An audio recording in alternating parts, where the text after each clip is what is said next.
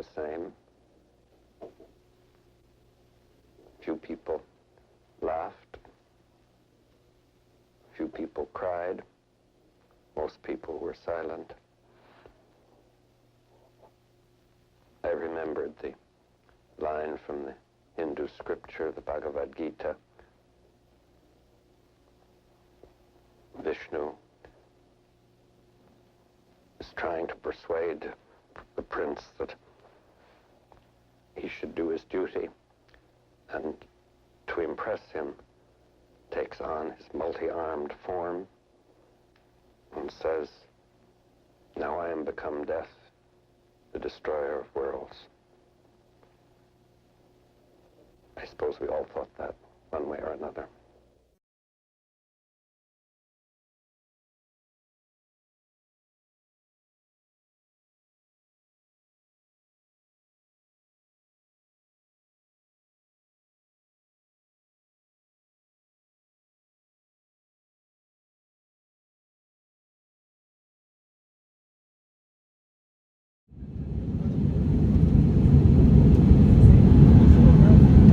Mesdames et messieurs, nous aimerions vous rappeler qu'il est interdit de fumer à bord de cet avion.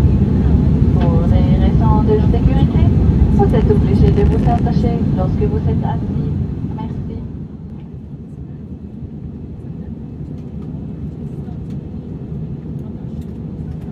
The book consists of a series of photographs taken at the CERN in Geneva.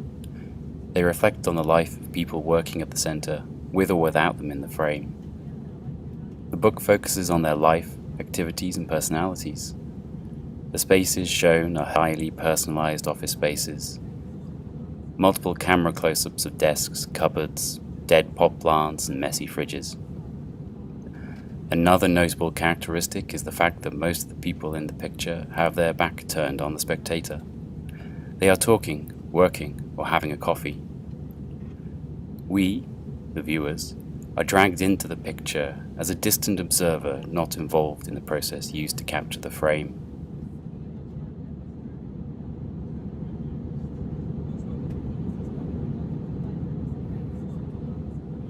The exhibition at the Science Museum in London puts a strong emphasis on recreating science labs from CERN. We can find private and scientific objects supposedly found at the Geneva Research Centre. There are copies of corridors at scale 1:1 and spaces such as labs and private offices. Pictures of the doors are printed in 1:1 scale on physical doors. Reprints of pictures and posters are hanging around CERN laboratories. The precision with which these spaces were created is almost distracting. It leaves very little room for interpretation. It clearly fails to deliver its aim, which is a sense of place expressed through a 1:1 model of certain spaces. Since it is going towards a literal recreation of physical spaces, the scale of the exhibition does not allow for this purpose to be fulfilled. We do experience only fragments of what was supposed to be the whole building.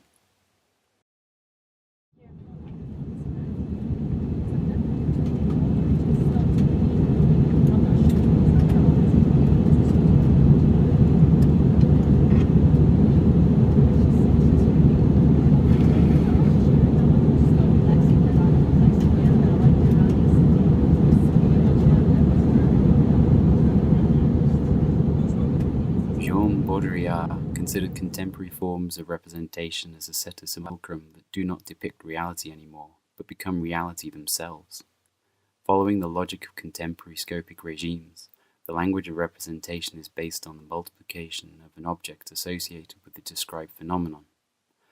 In the case of the LHC, it is the apparatus conducting the experiments, or, alternatively, scientific spaces such as laboratories, offices, or buildings that are fabricated and multiplied. In the 20th century, these simulations and reproductions have nearly reached their limit.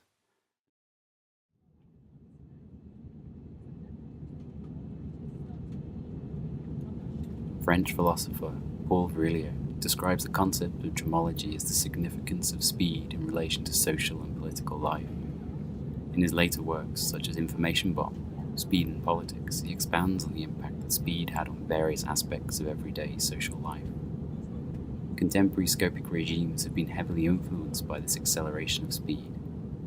Visualizing technologies have aimed to incorporate an increasing amount of information instantly accessible by the viewer. Elaborated forms of representation became unsatisfying and almost completely abandoned.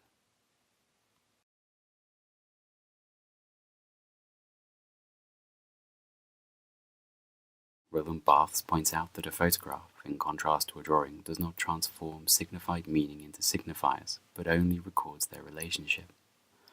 The code is absent in the photograph until it has been applied by the viewer through cultural connotations. In the context of the photographic representations of the LHC, Barthes' analysis of an image explains why it might seem that those pictures fail to detail the significance that this LHC might have for contemporary culture.